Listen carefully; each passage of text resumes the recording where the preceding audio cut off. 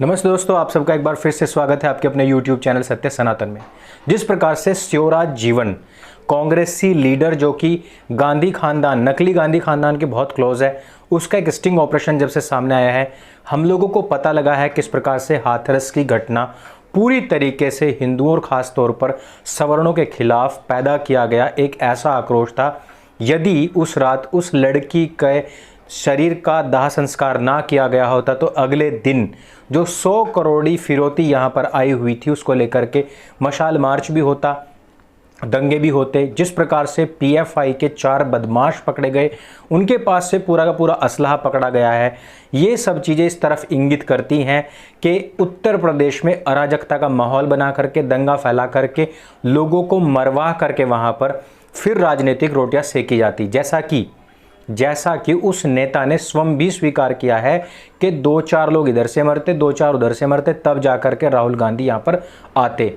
यह sting operation मैं नीचे पिन कमेंट में आप लोगों को दे रहा हूं और साथ ही साथ कुछ और वीडियोस हैं जो आज के वीडियो संबंधित होंगे, उन सबको जरूर देखेगा। लेकिन आज का दिन जो है वो ऐतिहासिक इसलिए भी है क्योंकि 4 दिन पहले जब हम कपिल मिश्रा जी का एक इंटरव्यू कर रहे थे, उस समय पर उन्होंने ये सब बातें बता दी थी कि किस प्रकार से दिल्ली के अंदर अराजकता फैलाई गई थी। उसी की तर्ज पर ही उत्तर प्रदेश के अंदर हाथरस से लेकर के दिल्ली तक और संपूर्ण उत्तर प्रदेश में यही हिंसा दोहराने का इनका प्लान था। इसी पर एक महत्वपूर्ण फैसला आज सुप्रीम कोर्ट की तरफ से आया है। इस फैसले को आने में लगभग 1 साल लग गया है और आज का हमारा वीडियो इसी पर ही केंद्रित है। शाहीन बाग दिसंबर 2019 के उत्तरार्ध में जामिया नगर के दंगों के साथ में ही शुरू हुआ एक कैंसरकारी ट्यूमर था, जिसकी जानकारी विधायिका, न्यायपालिका, कार्यपालिका और अपने ही कर्मियों द्वारा टांग उठाकर मूत्र विसर्जन किए जाने वाले चौथे खंबे मीडिया को भी थी। फिर भी यह चलता रहा और इसकी परिणति 2020 की फरवरी के 23, 24, 25 वाले हिंदू विरोधी दंगों के रूप में इसकी परिणति हुई है। आज इस देश की सबसे उन्मुक्त, किसी भी तरह के प्रश्नों से स्वतंत्र और समय समय पर कालजे निर्णय देने वाली संस्था ने कहा है कि शांतिपूर्ण विरोध प्रदर्शन ही उचित प्रदर्शन है। जगह घेर करके बैठकर जाना वह गलत है क्योंकि लोगों को इससे बहुत ज़्यादा परेशानियां होती हैं। जिस संस्था के विषय में बात कर रहा हूं वो आप सब जानते ही हैं। पहली बात तो यह है कि यह सब तो 8वीं कक्षा का जो छात्र छात्रा पढ़ते हैं उन सबको भी पता है कि किसी भी प्रकार से किसी भी व्यक्ति के मौलिक अधिकार के वृत्त की परिधि वहीं सीमित हो जाती है जहां पर दूसरे को उससे परेशानी होनी शुरू हो जाती है। इसके लिए सर्वोच्च न्यायालय को अपना वक्त लगाना पड़ा, बहस हुई, फिर निर्णय आया कि नहीं भाई, शाहीन बाग में जो कुछ हुआ ना वो तो गलत था। यही अदालतें दिवाली पर क्या होना चाहिए, कौन पटाखे फोड़े और कौन नहीं, समय से पहले ही बता देते हैं। दही हांडी की ऊंचाई इनको पहले से पहले पता होता है, ये निर्धारित करते हैं। कौन सी फिल्म बिना कटे छटे ही रिलीज होगी ये एक दिन की आपातकालीन सुनवाई में ही तय कर लेते हैं।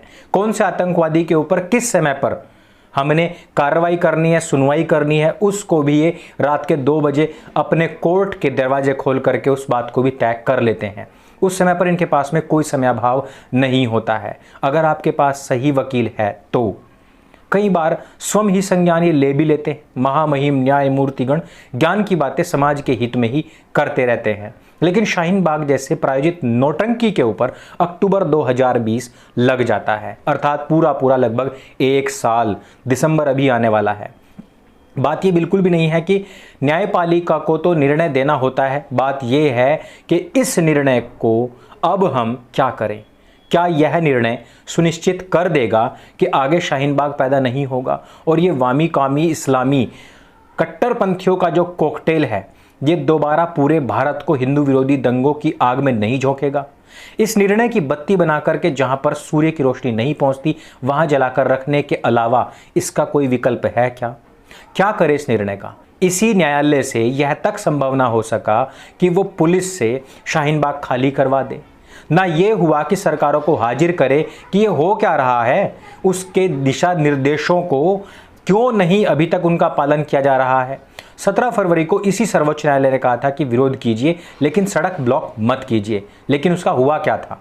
क्या सुप्रीम कोर्ट की हालत एक गांव के नुक्कड़ पर बैठे हुए उस बूढ़े बुजुर्ग जैसी नहीं हो गई है जो जानता है कि गलत क्या है और सही क्या है, बोलता भी है कि उसको कोई सही कर दे, लेकिन उसको पता ही नहीं है कि कोई सुन भी रहा है या नहीं। सुप्रीम कोर्ट ने भी बोल दिया। किसी ने सुना, पालन किया कि नहीं? ये जानने का उसके पास समय भी नहीं था कि उसका पालन भी कोई कर रहा है अथवा नहीं। मीडिएटर भेजे गए, लेकिन मीडिएटर्स को भी ऐसा मुंह सा उठा करके अपना वापस आना पड़ा।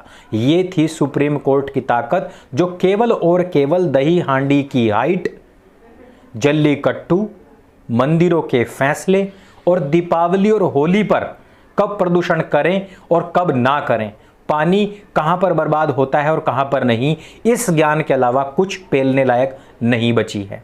53 लोगों की लाश कैसे गिरी, यह एक अलग बात है, लेकिन वहां तक पहुंचने की सारी सीढ़ियां शाहीन बाग से ही होकर गई थी। जब पहले दिन ही शाहीन बाग में अराजकतावादी भीड़ पहुंची, 2 दिन दंगे हो चुके थे, तब दिल्ली पुलिस ने बैरिकेडिंग की थी। उन्होंने उसे हटवाया था और रात को ही चले गए थे। फिर जामिया समेत अलीगढ़ और जेएनयू के इस्लामिक कट्टरपंथी लड़के लड़कियों ने उसे वापस से हटवा दिया और रास्ता बंद कर दिया था।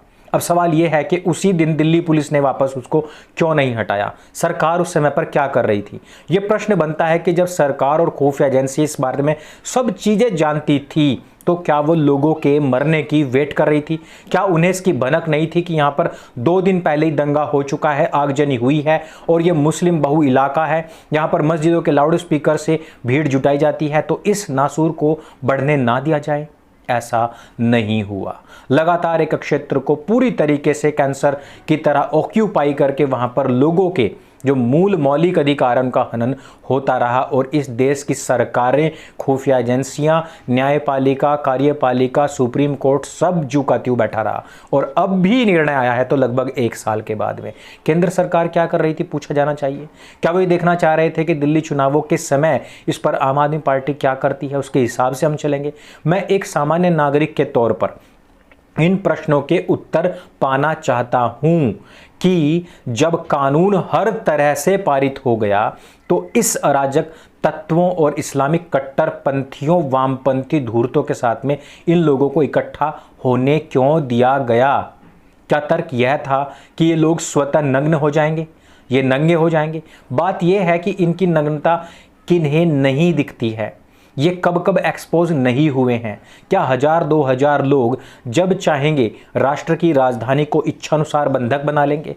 जिस दिन छात्र पत्थर उठाता है, उसकी छात्र होने की पात्रता उसी समय पर खत्म हो जाती है। जिस दिन नागरिक मशाल उठा करके गैस सिलेंडर वाली बस में आग लगा करके पूरे इलाके को उड़ाने के सपने प्रतिफलित करना चाहता है, उसी समय पर अपराधी हो जाता है और उसके सारे के सारे मौलिक अधिकार वहां से नष्ट हो जाते हैं और उठा करके उसके पिछवाड़े सेकने की तैयारी हो जाती है, आन मिलो सजना वाला फट्टा लेकर के। अपराधी चाहे एक व्यक्ति हो या पूरी की पूरी भीड़ हो, समाज की सामाजिकता, राष्ट्र की राष्ट्रीयता और संविधान की संवैधानिकता की समुचित रक्षा हेतु पुलिस तंत्र को निरपेक्ष होकर के हर वह निर्णय लेना चाहिए जो वृहद समाज, राष्ट्र और संविधान को सहेजने के लिए आवश्यक होता है। यहाँ तथाकथित छात्र देश को तोड़ने की बातें, तेरा मेरा रिश्ता क्या, ला इलाहा इल्लल्लाह कहते हुए खुले में घूमते हैं और कहते हैं कि हम छात्र हैं, शक्ति से पेश ना आया जाए। ये छात्र हैं, यही छात्र हैं। ये वो परजीवी कीट पतंगे हैं जो किन्हीं कारणों से भारत भूमि के अपशिष्ट बनकर पश्चिम गमन नहीं कर पाए और अब ये फीताकर्मी बन करके देश की आंतों में बैठ गए हैं। बिना लक्षण दिखाए बरसों तक भीतर से ही वो खाते रहते हैं। इन्हें ढंग का और सही माहौल मिल जाता तो ये सबकी जान भी ले सकते थे, हालांकि वही इनका लक्ष्य भी था। जब दिल्ली पुलिस इन सब दंगाइयों को रोक नहीं सकी, सुप्रीम कोर्ट ने ही कहा था कि ये जो कर रहे हैं वो सब कुछ गलत है। फिर इनके हाथ किसने बांधे? क्या केंद्र सरकार, जिसके अंतर्गत दिल्ली पुलिस आती है, उसका कुछ निर्देश था? क्या केंद्र सरकार इस धोखे में रही कि ये विद्यार्थी हैं और ये महिलाएं हैं, दिसंबर की ठंड में ये टिक नहीं पाएंगे? यहाँ रातों रात जस्टिस फॉर हाथरस के नाम से वेबसाइट बन जाती है, दंगों की पूरी स्क्रिप्ट रच दी जाती है, 100 करोड़ का इंतजाम हो जाता है और हजारों की भीड़ मसाल, मास्क, तेल फूले लेकर के शहरों को फूंकने के लिए तैयार हो जाती है और आपको लगता है कि ये बच्चे हैं, औरतें हैं, ठंड है, गर्मी है? मिलोड, लोग निर्णय भी देते हैं। और कालांतर में बहुत ज्ञान भी पेलते हैं कि justice deleted is justice denied. ये दोनों ही बातें एक साथ कैसे कर लेते हैं आप लोग? भारत भूमि के महानतम न्यायिक मस्तिष्क धारक और न्याय वेदावृंत क्या करें इस कालजयी निर्णय का? इस लाचारी से जन्मी परिस्थितियों ने 53 लाशें गिरा दी मिलोड। एक सीधे सवाल के उत्तर में आपको जनवरी से अक्टूबर लग जाता है। कारण क्या है? आप इन अराजकतावादियों के समक्ष समझौता करने वालों को किस तार्किकता के आधार पर भेजते हैं? क्या इस भीड़ को छिन्न भिन्न करने के लिए भारतीय वायुसेना की आवश्यकता थी? क्या वहां से या टैंक मंगाए जाते, या फिर राजनेताओं की तरह न्यायपालिकाएं भी अब लब्बोलुआब बना दी? इस आतताई कट्टरपंथियों को हाथ में आइसक्रीम पकड़ा करके पूछेंगी कि मेरा राजा बेटा कौन है, क्या करेगा, कहाँ जाएगा, क्या खाएगा? किस तरह का संदेश देना चाह रहे हैं आप लोग समाज में? यही कि कल को कोई भी भीड़ बना करके सड़क पर बैठ जाए, पुलिस जाए तो मत हटो, कोर्ट कहे तो मत हटो, क्योंकि दंगा करने के बाद में न्यायपालिका बताएगी 10 महीने के बाद में कि भैया रोड ब्लॉक किया जाना तो गलत था।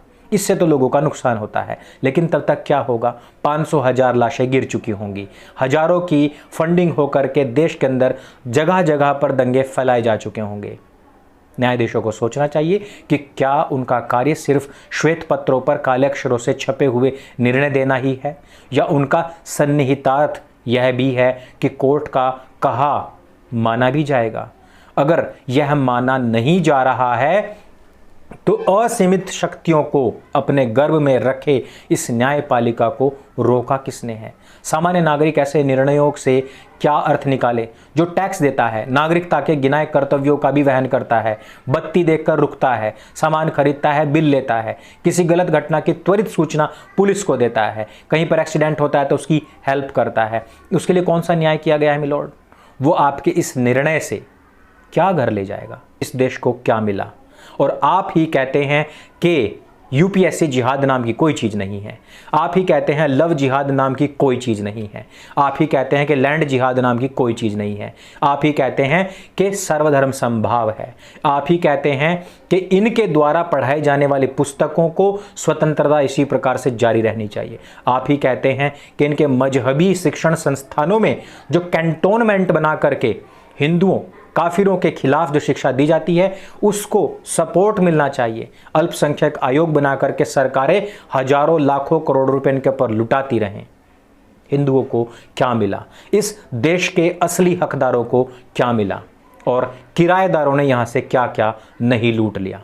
अंत में मैं एक वीडियो के बारे में आपको बताना चाहता हूं जो मैं दे रहा हूं आपको पिन कमेंट में। उस वीडियो को अवश्य देखिए कि 14 साल का बच्चा एक छोटी सी बच्ची को किस प्रकार से बहला फुसला करके मदरसे में ले जा रहा था और उसको पकड़ा गया। उसने मदरसे की पूरी सच्चाई वहां पर बताई। ये वीडियो अगर आपको जानकारी से भरपूर लगे तो इसको सबके साथ में शेयर अवश्य करें। ओप इंडिया को सब्सक्राइब करें और ओप इंडिया के सभी आर्टिकल्स बहुत महत्वपूर्ण होते हैं, उनको भी अवश्य पढ़ें। मेरे संग बोले सत्य सनातन वैदिक धर्म की जय। जय हिंद, वंदे मातरम।